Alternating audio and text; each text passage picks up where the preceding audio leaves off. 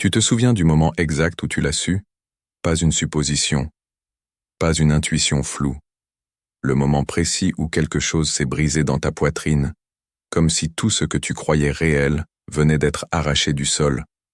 Ce n'était pas un étranger. C'était quelqu'un que tu avais choisi, quelqu'un à qui tu avais dit des choses que tu n'avais jamais dites à personne, quelqu'un que tu avais défendu quand d'autres en doutaient, quelqu'un pour qui tu t'étais battu, et ce quelqu'un t'a trahi. Jung a passé des décennies à étudier ce moment particulier, ce moment où la personne la plus proche devient soudainement la plus dangereuse. Et ce qu'il a découvert ne ressemble à rien de ce que tu as lu sur la trahison jusqu'à présent. Parce que Jung n'a pas seulement cartographié le traître qui existe là-bas, dehors, dans l'autre personne. Il a découvert le Judas qui vit en chacun de nous. Et comprendre ça, vraiment comprendre ça, change tout sur la façon dont tu vois les gens. Sur la façon dont tu te vois, toi. Reste avec moi. Ce que tu vas découvrir dans les prochaines minutes va transformer ton regard sur chaque relation de ta vie. Si tu regardes cette vidéo, c'est probablement parce que tu connais ce sentiment de t'être trompé, de ne pas avoir vu venir quelque chose qui était peut-être là depuis le début. Et derrière cette blessure, il y a souvent une question qui ne lâche pas. Comment j'ai pu ne pas voir? Cette question est peut-être la plus douloureuse de toutes, parce qu'elle te retourne contre toi-même, parce qu'elle te fait douter de tes perceptions, de ton jugement, de ta capacité à lire les gens. Et les autres ne t'aident pas. Il était si bien, disent-ils. Ou pire, tu aurais dû voir les signes. Jung avait un nom pour ce piège. Il l'appelait le complexe de la trahison.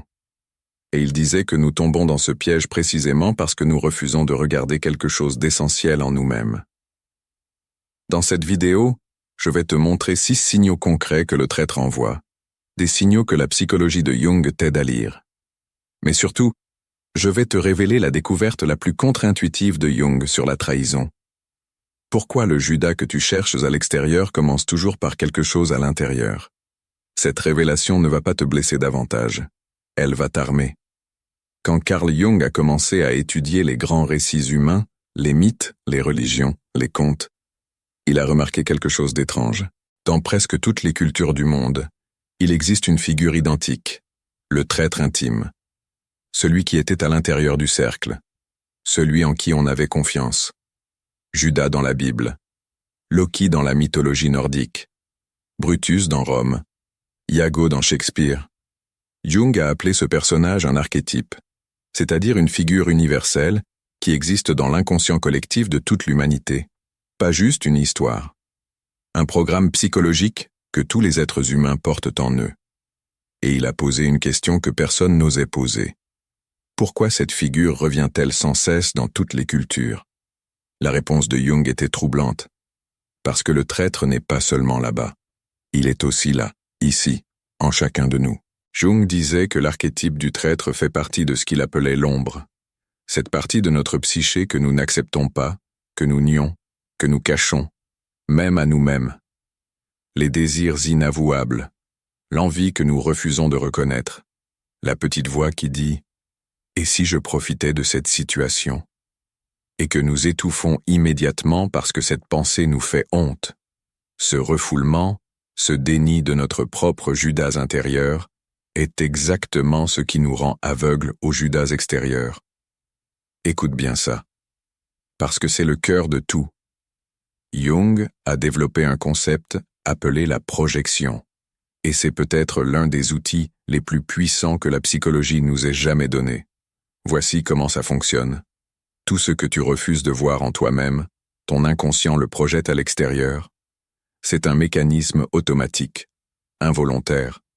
Comme si ton esprit disait « Ce trait inacceptable ne peut pas être en moi, donc il doit être chez les autres ».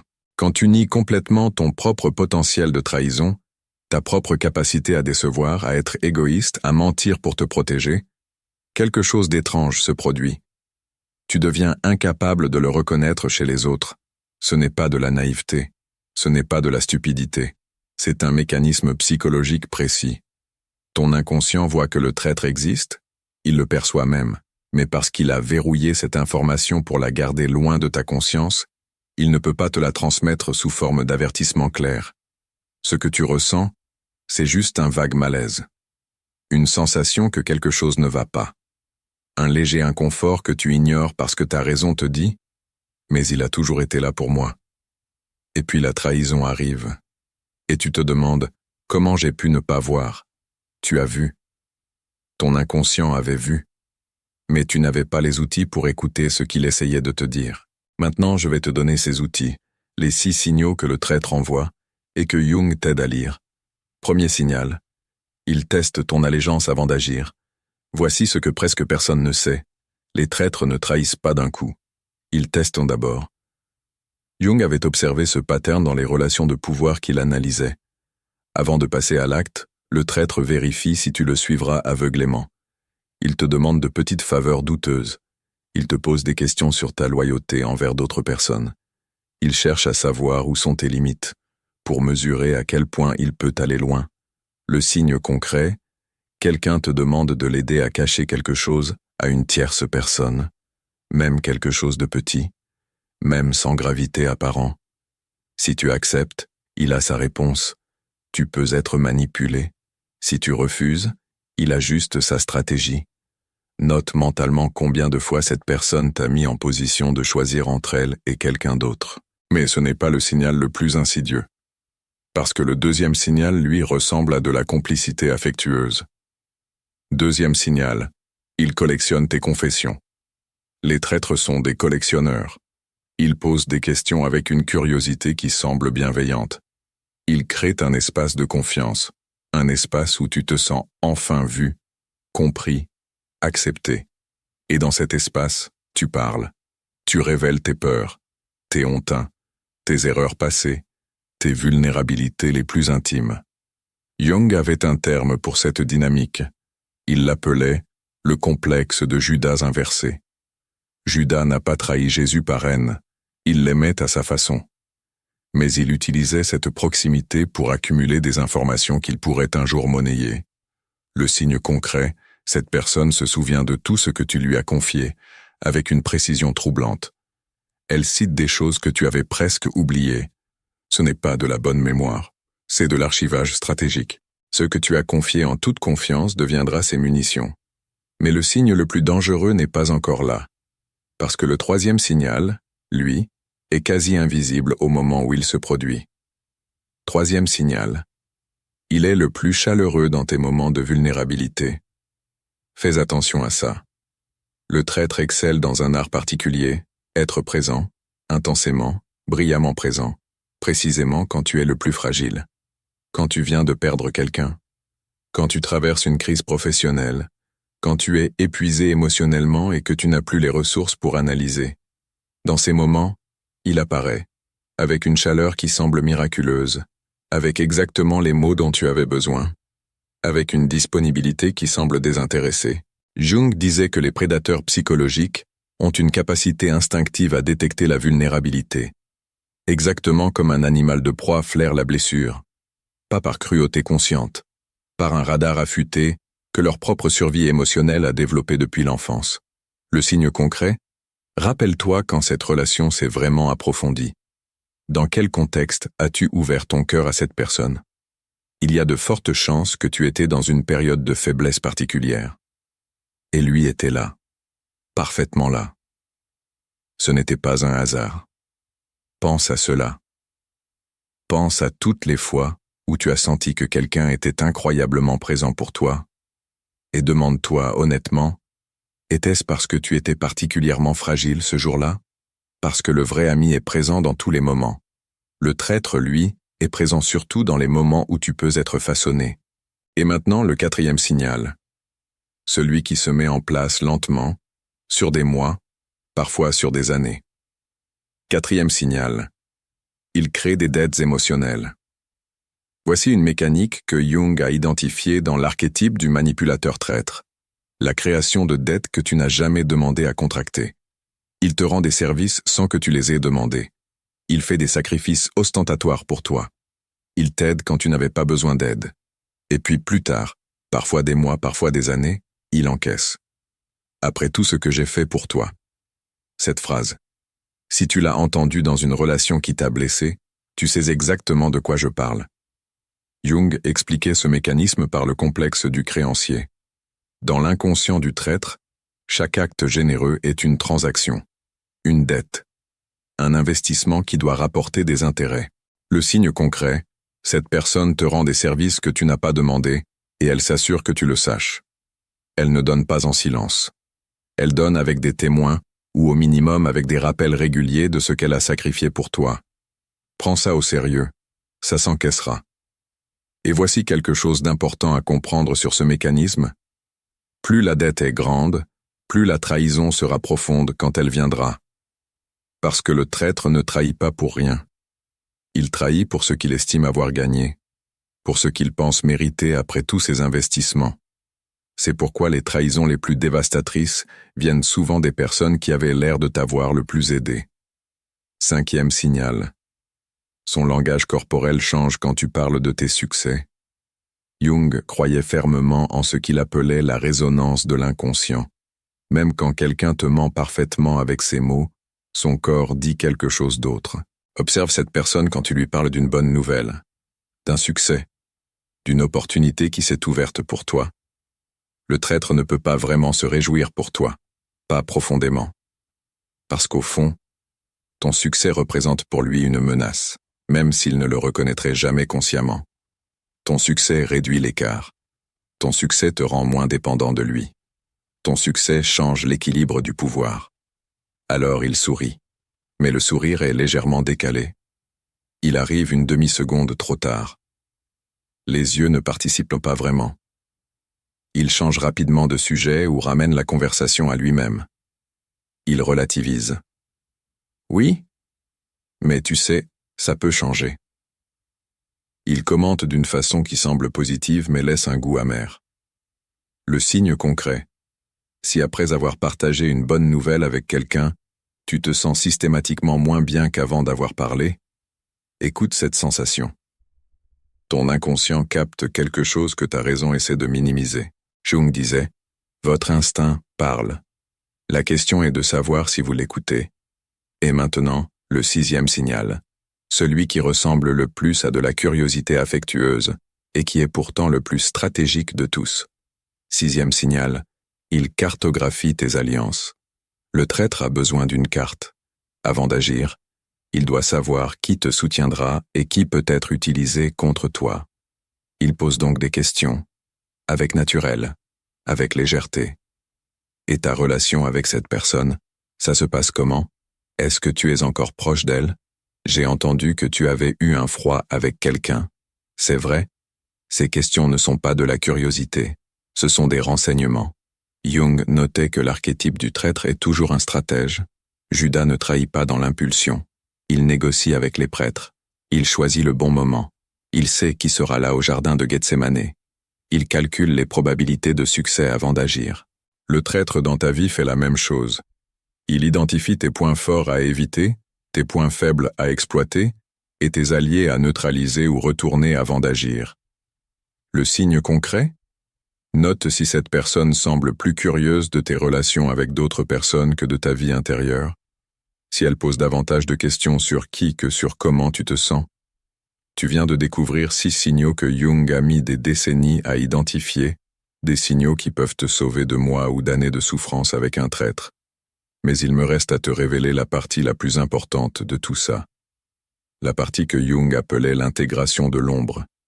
Et c'est ce qui transforme quelqu'un qui a été trahi en quelqu'un qui ne peut plus l'être. Avant de continuer, si ce contenu t'a déjà ouvert les yeux, si tu reconnais des signaux dans des relations passées ou présentes, tu peux soutenir cette chaîne avec le Super Thanks juste en dessous. Ce type de contenu dérange. Les personnes toxiques ne veulent pas que tu saches reconnaître leur méthode. Chaque vidéo comme celle-ci est un acte de protection collective, pour toi et pour ceux à qui tu la partageras. Le Super Thanks n'est pas juste un soutien financier. C'est toi qui dis, cette information vaut quelque chose. Continue à la rendre accessible, et tu n'es plus une victime. Tu es quelqu'un qui se protège avec la connaissance. Maintenant, voici la révélation que la plupart des thérapeutes n'osent pas te dire. Jung a dit quelque chose qui dérangeait profondément ses contemporains. Il a dit, pour comprendre le traître, tu dois d'abord rencontrer le traître en toi. Ce n'est pas une accusation. C'est une cartographie psychologique. Voici ce qu'il voulait dire. Nous avons tous trahi.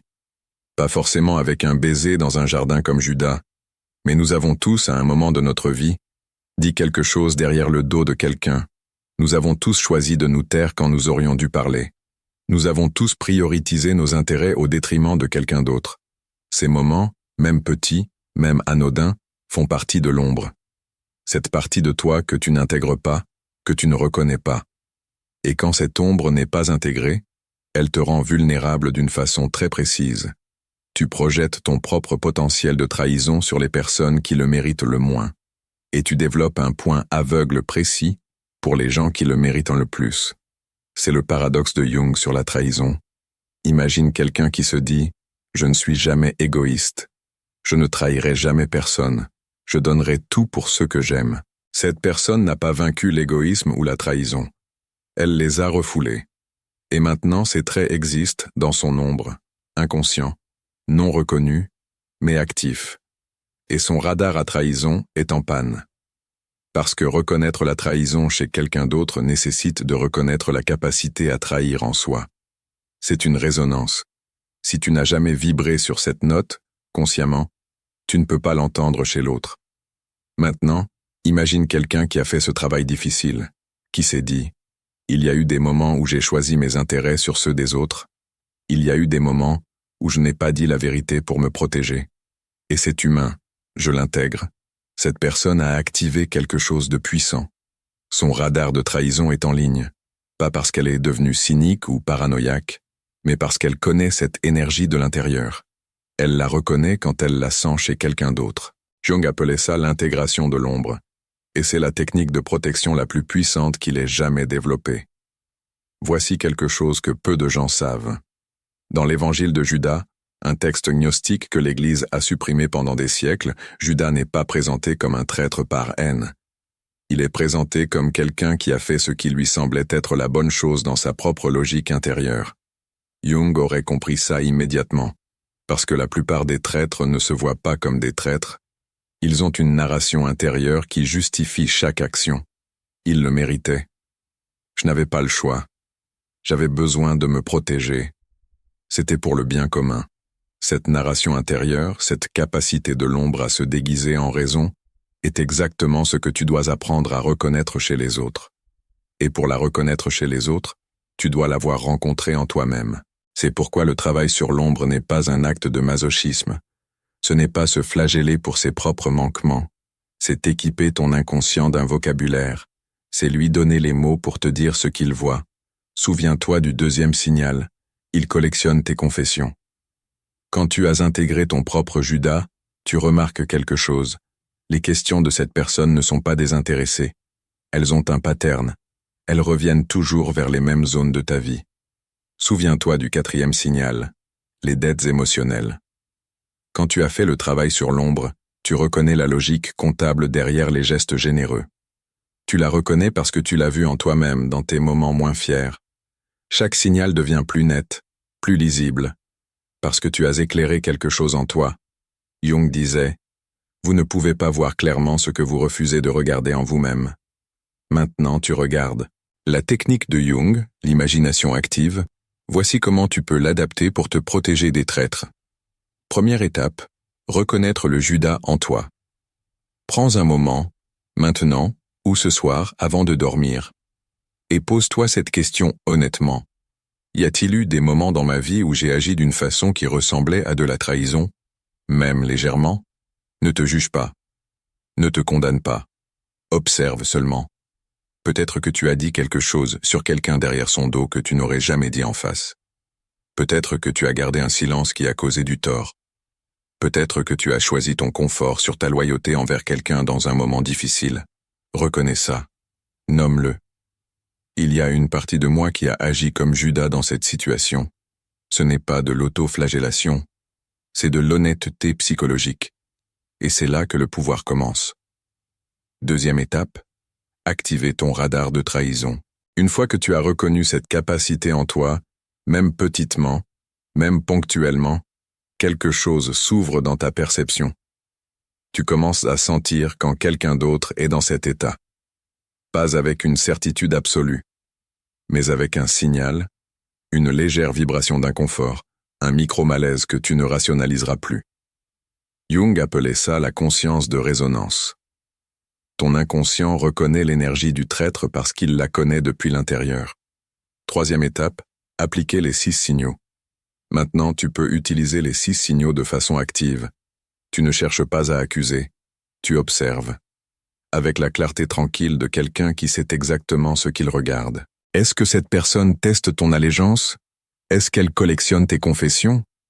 Est-ce qu'elle était intensément présente dans tes moments de vulnérabilité? Est-ce qu'elle a créé des dettes que tu n'as pas demandées? Est-ce que son langage corporel change avec ton succès? Est-ce qu'elle cartographie tes alliances? Si tu observes 3 de ces signaux, ou plus, chez une même personne, Jung dirait « Fais attention ». Quatrième étape, établir des frontières psychologiques sans colère. Jung n'enseignait pas à devenir méfiant ou paranoïaque. Il enseignait à devenir conscient. Et la conscience te donne quelque chose que la naïveté n'a pas, le choix. Tu peux choisir ce que tu confies à cette personne. Tu peux choisir à quel niveau de proximité tu la laisses entrer. Tu peux choisir de rester observateur sans drama, sans confrontation, sans te trahir toi-même en accusant quelqu'un de façon prématurée. Tu n'as pas besoin de dire tu es un traître. Tu as juste besoin de ne plus te rendre vulnérable de la même façon. Et c'est là que quelque chose de remarquable se produit. Parce que le traître a besoin de ta vulnérabilité. Il a besoin de ta confiance aveugle. Sans ça, ces outils ne fonctionnent plus. Quand tu deviens conscient, quand tu observes sans accuser, tu lui retires le sol sous les pieds. Sans confrontation, sans drama, sans te consumer dans la colère. Il disparaît simplement. Parce que tu n'es plus la proie qu'il cherchait. Rappel des 6 signaux, checklist mentale. 1. Il teste ton allégeance avant d'agir. 2. Il collectionne tes confessions comme des munitions. 3. Il est le plus chaleureux dans tes moments de vulnérabilité. 4. Il crée des dettes émotionnelles non demandées. 5. Son langage corporel trahit une gêne face à tes succès. 6. Il cartographie tes relations et alliances. Si tu reconnais 3 de ces signaux ou plus chez quelqu'un actuellement dans ta vie, tu sais quoi faire. Non par vengeance, par protection. Avant cette vidéo, peut-être que tu avais encore cette question douloureuse. Comment j'ai pu ne pas voir? Maintenant tu sais. Tu n'avais pas vu parce que tu n'avais pas encore intégré ton propre Judas intérieur. Et ce n'est pas ta faute. Personne ne t'a appris ça. Mais maintenant, quelque chose a changé. Tu sais que l'archétype du traître est universel. Il fait partie de l'inconscient collectif de l'humanité entière. Tu sais que Jung a identifié 6 signaux comportementaux précis. Tu sais que la protection la plus puissante n'est pas d'avoir moins confiance, mais d'avoir une confiance plus clairvoyante. Tu n'es plus aveugle à Judas. Et cette conscience, cette lumière que tu viens d'allumer dans ton inconscient, est quelque chose que personne ne peut plus t'enlever. Jung avait raison sur une chose par-dessus tout. Jusqu'à ce que tu rendes l'inconscient conscient, il dirigera ta vie et tu l'appelleras le destin. Maintenant, tu l'appelles autrement. Tu l'appelles connaissance. Voici ce que je veux te demander. Parmi les 6 signaux que tu viens de découvrir, lequel tu aurais aimé connaître avant une trahison que tu as vécue? Commente le numéro 1, 2, 3, 4, 5 ou 6. Et si tu veux, dis en une phrase ce que ça t'aurait changé. Tu n'as pas besoin de raconter toute l'histoire, juste le signal, juste le chiffre, parce que ta réponse peut être exactement ce dont quelqu'un d'autre a besoin pour voir ce qu'il ne voit pas encore. Les traîtres comptent sur ton silence, ne leur donne pas ça.